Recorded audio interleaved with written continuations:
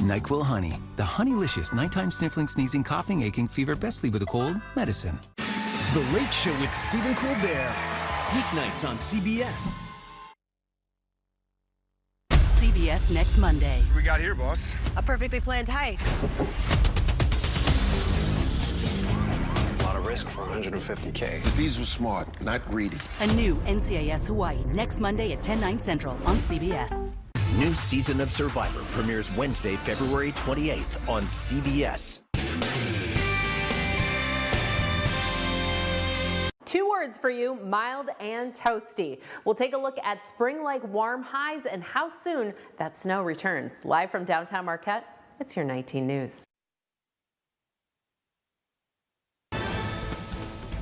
Good evening, everyone. I'm Sarah Blakely. Tonight on your WZMQ 19 News, the Marquette School Board continued discussions about the rebranding process. Tonight, it's focused on the Sentinels mascot. Plus, another Republican presidential primary election is coming up this weekend in Nikki Haley's home state. Tonight, former President Trump keeps his lead despite his legal issues. And increased enrollment at higher education institutions, particularly community colleges in Michigan. What education leaders say has changed over the years to draw more students in. Your 19 News starts now. Live from the UP, this is WZMQ 19 News at 11. Things are pretty quiet out there, but noticeably very cold, Ariane. Yes, we are seeing some cooler temperatures this evening, Sarah, but as you can see behind me, the radar is showing it is fairly dry out there. No snowflakes, no raindrops, but as we talked about, we do have some cooler temperatures. Check out Newberry, about 14 degrees. We could see some of these temperatures dip down into the preteens, around 10 degrees this evening, but the majority of us in those teens and lower 20s. Taking a look at the rest of our week, we're expecting sunnier and warmer conditions. I'll go over with that with you after the break, and then when we could see more flurries. Thank you very much, Ariane. The Marquette Area Public School Board is still determining what the new Sentinels mascot will look like. At tonight's meeting, the board reported it's already spent about $40,000 on generic jerseys with the Block M logo. The board says they've only received around 20 submissions so far from the community for what the Sentinel mascot could look like. The board also hasn't sought outside funding for the rebranding costs, but members say it's not out of the question. Eventually, we will probably look into some outside funding sources. We have talked to a couple of different people about just some possible grants that we might be eligible to apply for, but as of right now, we have not. All of the logo and mascot suggestions are due to the board by March 22nd. We have a link on how you can submit entries at WZMQ19.com. New reports show Michigan's living wage is now $25 an hour. With inflation accelerating over the pandemic, economists had predicted the U.S. would hit a recession in 2023. Between March of 22 and July of 23, the Federal Reserve raised interest rates 11 times, it says, to curb inflation. The Fed has held rates around 5%, saying in December that the goal for 2024 is to lower that to 4.6%.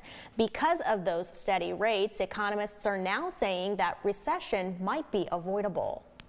It could take some time to cool the economy down without causing a recession, but enough to cool those price pressures.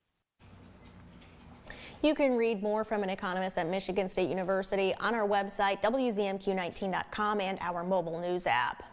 Michigan State representatives heard from UP educators on Saturday at Marquette Algerisa's annual legislative breakfast. The goal of the event is to foster connections between school leaders and state leaders and work toward improving Michigan's education system. The event featured remarks from state representatives, roundtable discussions, and a Q&A session all about state policies and how local districts are impacted. State representatives from elsewhere around the state attended as well. As we're making public policy for the entire state of Michigan, we are hearing everyone's voices and thinking about the entire state, which doesn't always happen. So this is going to help make sure that happens, and I'm really glad to be here and be part of it. Although no immediate changes came from the event, Marquette Algerisa hopes this will act as a catalyst and keep the doors of discussion open.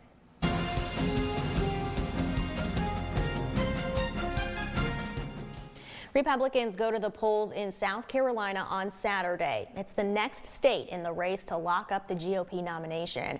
Former UN Ambassador Nikki Haley is South Carolina's former governor, but she's still trailing former President Donald Trump, who remains popular with his party despite legal issues. Skylar Henry has more details from the White House. Nikki Haley used the President's Day holiday to meet as many voters as possible in her own bid to become president. We're in all these small towns, we're in the big areas, we're in the small areas, and it's touching hands, it's answering questions, and it's reminding them, one, what we did in South Carolina and the fact that we could be that successful in America. With just 5 days to go until the South Carolina primary, Haley is trailing in the polls in her home state by double digits. She's downplaying the possibility of a win, saying instead that she wants to be competitive. We're going to keep on doing what we're doing. We've got people excited in South Carolina. They're ready to vote. They've already started early voting. We'll see what happens on Saturday, and then on Sunday we're headed to Michigan. Haley has been sharpening her attacks on Trump's foreign policy while the former president is focused on his various legal battles. The judges and prosecutors that were dealing with me are essentially all the same, different wrappings, tone, manner, but always the same coordinated and overly nasty result. They are nasty. Trump campaigned in Michigan over the weekend and took aim at the latest court ruling in New York, where he was ordered to pay more than $350 million in fines. The case is a complete and total sham. It's a sham case. Many Trump supporters agree. I think some of it is politically motivated, obviously. The timing and everything is just kind of, oh, really? You're going to do this to him now while he's running for president again? Trump will hold a rally in Greenville, South Carolina on Tuesday night. Former President Trump acknowledged the death of Russian opposition leader Alexei Navalny for the first time Monday, mentioning him in a social media post before quickly transitioning to talking about his court cases. Haley responded on social media, pointing out that Trump failed to condemn Russian President Vladimir Putin. An Escanaba nonprofit has expanded its services for those having a pregnancy. Pregnancy Services of Delta County is now offering limited ultrasounds, giving clients insights into the viability and gestational age of their baby. Ultrasounds are just one of many free services available through the center, including pregnancy testing, parenting classes, and educational resources. Here to serve our clients and families in our community. We want to support them and help them along in their parenting journey, or if they have an unexpected pregnancy, just walk them through that. Our desire here is just to let people know that they are loved and cared for. The ultrasound unit and room were funded by the Knights of Columbus and other donors. Pregnancy Services of Delta County is currently at 75% of its capital campaign goal to renovate the building and expand services even further. 1 out of every 2 adults will develop high blood pressure, which can lead to a host of problems, including heart disease, stroke, even blindness. But many patients either can't or won't take medication. As Dr. Malika Marshall explains, a new procedure could treat hypertension for life.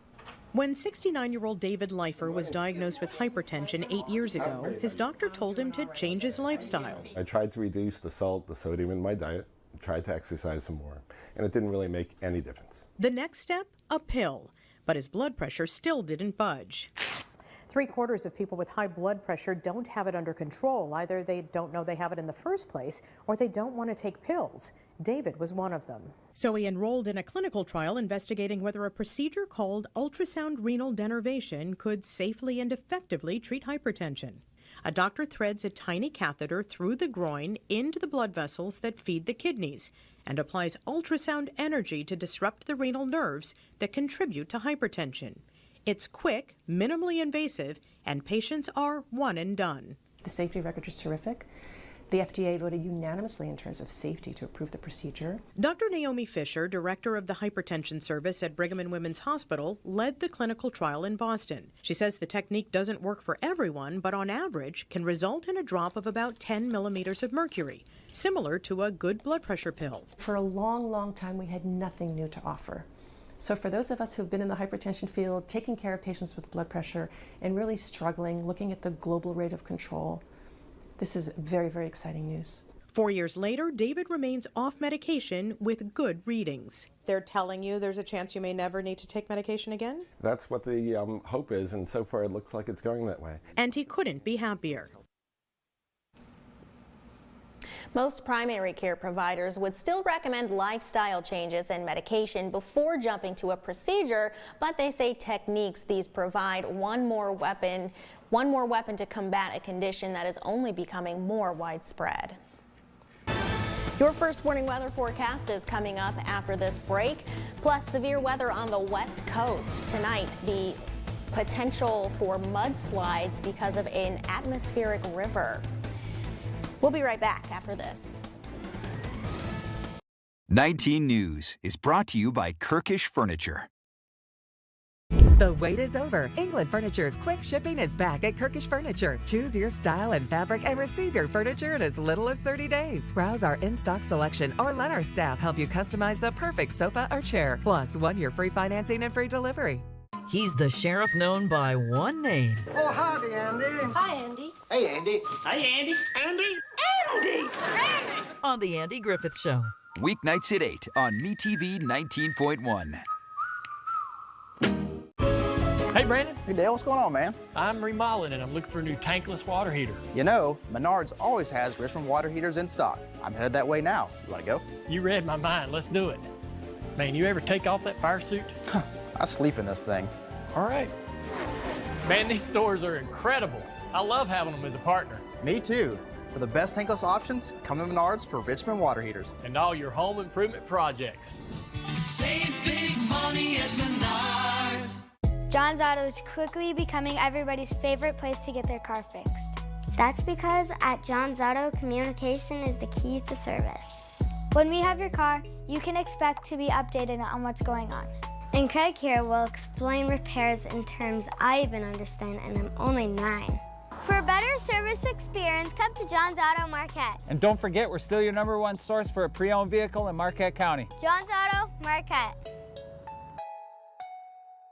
Buckles Party Store. It's where the party starts in Calumet with an awesome beer selection featuring domestic, foreign, and craft brew beer, a great selection of wine, just about any kind of liquor you want, and a great range of tobacco products. Buckles Party Store in Calumet. It's where the party starts for everyone. Good evening, Mr. Mayor. That's an outright lie. The Emmy-nominated Late Show with Stephen Colbert. Come at me, GOP. Come on. Weeknights on CBS. Now, WZMQ 19 News First Warning Weather with Ariane Stasek. Happy President's Day, George Washington's birthday, or Monday. It is Monday night. We've got mostly clear skies this evening. Some patchy fog starting to roll in down south there. Iron, Menominee, Delta, and Dickinson counties heads up for y'all. Our coolest temperatures are going to be inland. Our average is around 19 degrees. As we take a look here, will be 10 to 25 across the region. And like I mentioned, those clouds starting to move in this evening. But let's take a look at this future fog. I mentioned most of that activity is going to be down south here. So your commute in the morning could be a little bit reduced visibility there, especially Menominee. You guys are going to have some fog continuing into those early afternoon hours. So if you're headed down into Wisconsin, anybody, just a heads up. All right, taking a look at the next 3 days, we've got partly to mostly sunny skies. Those temperatures warming up, 35 to 50 degrees. I know it is winter. It is legit winter right now. Our lows will be about 25 to 30, but look at this on Thursday. We're going to drop down to about 10 to 20 for that range, and we could see some precipitation on that Thursday into our Friday. Winds right now primarily coming out of the east, northeast. We'll see a change of direction on our Tuesday with those winds coming out of the south there, and we could see gusts up to about 25 miles an hour. Trash cans are probably safe, not going to be rolling down the hill unless, I don't know. It should be okay. But taking a look at the precipitation, most of it is sandwiched between us on the far west and far east coast there. As you can see, most of Michigan is just bone dry as far as any rain or snowfall, and that's going to continue for a little bit, like I mentioned, until maybe on our Thursday evening. Now, taking a look at Tuesday, like I said, partly to mostly sunny skies. Maybe some drizzle in the early evening hours up here in the Keweenaw County there, and then possible blips of flurries on our Wednesday morning as well. But other than that, we're going to stay fairly dry for the next 48, 72 hours. Taking a look at Tuesday, the morning is going to start off very chilly, around 22 degrees, but look at that temperature in the afternoon, around 41. So make sure your student is prepared for those cold temperatures in the early morning hours. Our highs across the UP tomorrow, like I said, will be close to 50 degrees. Hello, Ontonagon, Houghton, and Alance, they're really close to 50. Taking a look at our 7-day for Marquette, we could see gusts here up to 20 miles an hour. Our warmest day as of right now this week will be on our Wednesday. And then on Friday, look at this, blustery conditions and those temperatures dropping down into the 20s for the highs. And then we'll bump back up on our Sunday. I've got your 7-day and more coming up in 15. Thanks, Sarah. Another atmospheric river is hitting California right now. It's bringing possible flooding, mudslides, hail, and even tornadoes to most of the state. Dina Demetrius reports from Los Angeles. This creek in Santa Barbara County is now a raging river after intense rains, flooding a bike path and tearing away some pavement. We're counting in the 6 to 7 inches of rain up in the foothills at this point. So all that water has to come downstream. That means into the city of Santa Barbara, where sandbags and barricades are protecting properties. The flooded airport was shut down. A rescue team responded to one area after a CBS News crew saw a body in the water. What happened is still unclear. Whether this was somebody walking near a creek or somebody that was living in a creek or somebody that tripped and fell in. We just don't know at this point. The storm also toppled trees in the area. In Alameda County, part of Route 84 broke off. Farther south, there was more flooding in Ventura County. The roads are very hazardous, plus there's some flooding in the lower lying areas. So again, we like to urge people to stay off the roads if they can. The storm is hitting as cleanup is still underway from the last atmospheric river, including a landslide that destroyed a home and cars in a Los Angeles neighborhood. Almost 40 million people are under weather alerts, with more rain in the forecast. In the Sierra, there's a winter storm warning until Wednesday with possible blizzard conditions. A total solar eclipse will be possible in parts of the Midwest the beginning of April, and one Indiana town is inviting people to come watch there. Hannah Fullman has the story. Richmond is one of the many cities getting ready for the total solar eclipse. So get your glasses ready because the celebrations kick off here in Wayne County this week. I want to welcome everybody to Richmond and Wayne County, Indiana. Jim Rush has called Wayne County home since 1940. Now he's about to experience a once-of-a-lifetime event in his hometown. I want to be in the open and see the eclipse so I can always remember it. In less than 2 months, tens of thousands of people will be visiting Wayne County, many for the first time ever. We have people coming in from California and Florida and Virginia and Tennessee and, of course, Kentucky and Michigan and Maryland too. So, and those are just the people that call our office that we talk to. There's many more coming. And although the total solar eclipse is not happening until April 8th, there will be plenty of events leading up to the big day, including a celebration this Friday. We wanted to do a celebration, get our community involved, enlighten them on what's going on. It's just to get people engaged and energized and excited about the event. On the weekend of the eclipse, Wayne County is preparing for one big party, including concerts, parades, camping under the stars, and more. This is going to be the biggest thing that's ever happened to Richmond and Wayne County, so we're going all out. And on the day of the eclipse, there will be several watch party sites throughout the county, including at the fairgrounds and on IU East campus. We're excited, and we're out to have a good time, and we have a lot of events going on, and we just want people to come and enjoy themselves. And as the countdown continues, Jim Rush says he's ready to welcome a whole new crowd of people to his hometown. Hopefully, people will enjoy it. Come to Centerville, Richmond, Cambridge City, Hagerstown, here in Wayne County, Indiana. You're always welcome. And Central Indiana is a pretty okay place, in case you were wondering. Whether it's a winter warm-up or time to think a spring break, more Americans are expected to take a cruise this year than ever before. But cruise lines are increasingly trying to balance the endless buffets and unlimited food options with cutting down on waste. Chris Van Cleve got special early access to Royal Caribbean's brand new Icon of the Seas and new AI technology the cruise line hopes will cut food waste in half. When the Icon of the Seas set sail on its inaugural voyage last month, the world's biggest cruise ship with a capacity of nearly 10,000 passengers and crew left Miami with more than 130,000 pounds of food. Enough to feed a small city for 7 days at more than 40 restaurants, bars, and entertainment venues. And using a new AI system developed by Royal Caribbean, aiming to prevent as much of that food as possible from going to waste. I think the single biggest thing that any human being can do is not waste food. And I'm super passionate about it. Lincoln D'Souza is leading the effort to cut Royal Caribbean's food waste in half by 2025. The new AI system will be able to better predict exactly how much food, down to individual ingredients, a vessel will need for a specific cruise. We'll be able to tell our crew members and our chefs on board the ship exactly how much of a protein they need, what recipes they're going to use them in, which venues they're going to be used for, just based on information like where the ship is going, the historical data as it relates to our guests, the demographics of the guests sailing on that ship. During its preview sailings, Icon has been utilizing about 86% of its food. That's well within its goals, but that still means thousands of pounds of food gets thrown out. Competitor Carnival says its cruise lines, on average, generate 1.3 pounds of food waste per person per day. Their ships have been outfitted with biodigesters, which convert food waste into a liquid. The company says that system breaks down 99% of the food put into it, cutting food waste by 35% fleet-wide. For health and safety reasons, once food is put out at a buffet or served, it can't go back into the kitchen, so it's either eaten or thrown away.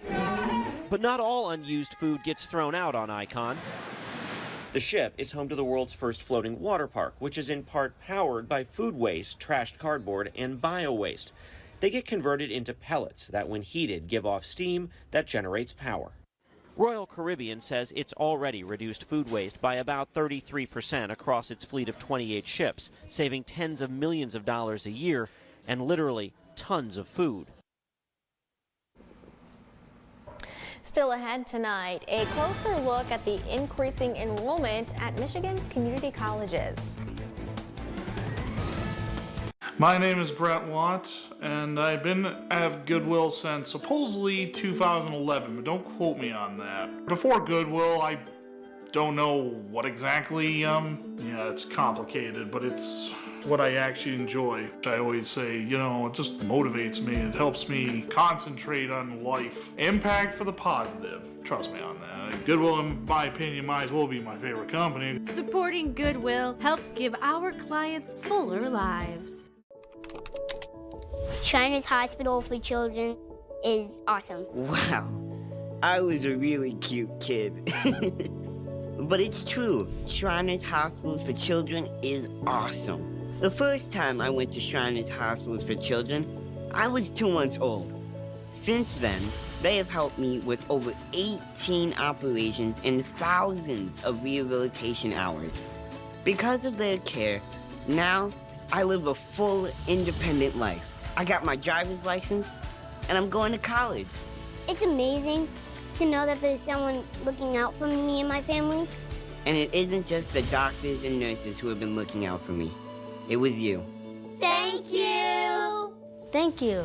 Thank you. So let's keep this amazing story going. All you have to do is go to loveshriners.org, and you'll be a part of something special too. Thank you so much.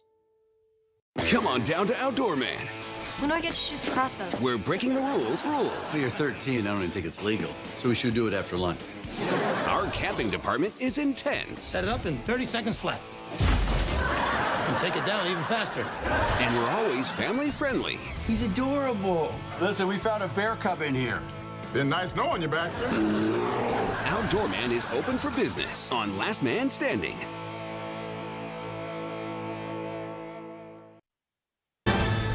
You're watching the award-winning WZMQ 19 News, live and local with Sarah Blakely. Enrollment in higher education looks like it's trending upward, especially in community colleges around the country. And that's pretty good considering there was a sharp decline during the pandemic. Kristen Bean explains. New research finds undergraduate enrollment grew during this past fall. It was the first increase since the pandemic. The largest growth was at community colleges. So this is our standard residence hall suite. We have 4 bedrooms for students. Each one is private to that student. This is not an apartment. This is like an apartment. It is, But yes. this is what room and board looks like. Yes. This is a college dorm, but a really nice college dorm. This is at Southwestern Michigan College. The room space is really nice too. Right now there's a waiting list for students who want to live here on campus at SMC. It's why the school is planning to build a 4th residence hall. It's another sign that this community college is seeing more students than ever before. It's high value. I mean, I say that all the time. It's high value, but it's low cost. SMC President Joe Odenwald says during the pandemic, there was a lot of uncertainty and community college enrollment across the country took a hit. SMC wasn't spared, but now the college is reporting a trend of enrollment growth. We were up about 8% in the fall in headcount and then up 10% in headcount this spring. So we've been going up the last 5 straight semesters of enrollment growth. Plus, applications for the fall semester are coming in now, and Odenwald says those are up about 200 compared to this time last year. On top of that, he says the state is reporting SMC's increase for the 2022 to 23 fiscal year is leading all other 28 Michigan community colleges in the state. We're focused on who we can help and who we can serve. We stay mission focused. We serve people well, the enrollment numbers follow that. Nationally, community colleges are also seeing an increase in enrollment. New research by the National Student Clearinghouse Research Center finds undergraduate enrollment across the U.S. grew about 1.2% this past fall. Among the largest 3 sectors, growth was highest at 2-year public universities, community colleges like SMC. I think that's our strength as an institution. We really believe, start your journey here and it'll take you anywhere. SMC has 2 campuses, one in Dowagiac, the other in Niles. There were about 1,967 students enrolled at SMC in the fall and about 1,800 for this current spring semester. School leaders say about half of the students who attend here are on track to transfer after 2 years. The other half are getting a certificate or certification and will go right into the workforce after they graduate. As for why the increased interest this year, school leaders say there are likely several factors. You think about what students pay to come here and have this same kind of experience they could have at a university with a much higher sticker price. They can have that here. They've got athletics, they've got campus life, they've got leadership development opportunities, a place to live. You know, I always tell them it's not just a place to live, it's a place to thrive, because so much of learning occurs outside the classroom. Including a full kitchen and living room right on campus. Full oven, microwave, dishwasher, full fridge, and all the cabinets that students might need to store all of their stuff. We have another mostly mild week ahead of us with a drop in temps once the weekend hits. Ariane has the outlook on the way. And dashing through the snow, the fundraiser for the Delta Animal Shelter over the weekend in our final story after this break.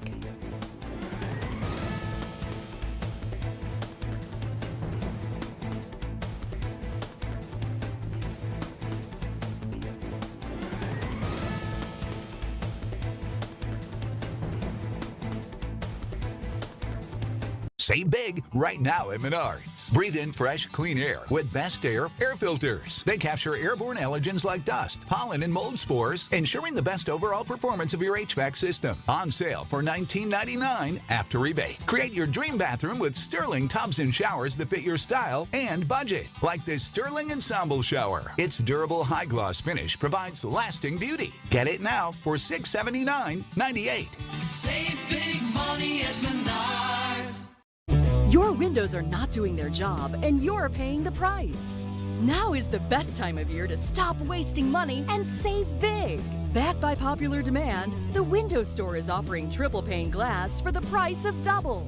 And you'll get the most energy-efficient windows at the best prices of the year. Call or visit our showroom today and make sure to ask about financing options. Triple for double is back. Your clear choice. The window store. Funerals can easily cost $9,000 or more, but government benefits pay only $255.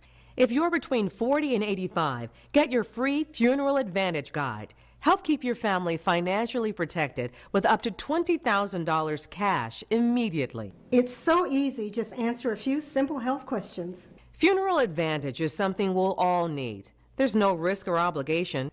Call 800-845-5191. The Baxter Family Survival Guide. Dad, you taught us to be self-sufficient.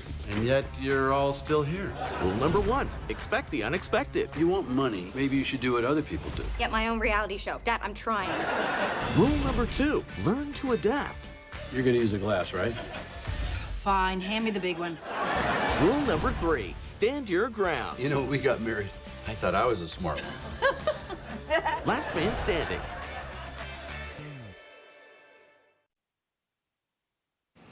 We've got some cooler temperatures this evening. We'll drop down to around 10 to 25, warmer along the lake, coolest inland, but Newberry and Sault Ste. Marie, you've also got some really cold temperatures. Looking ahead to Saturday, it is the 31st.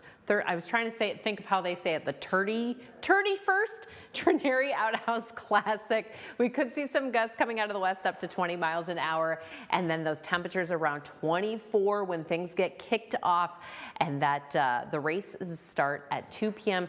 You should check out the youth division names. Oh my goodness, they are just funny to laugh at. That's good stuff.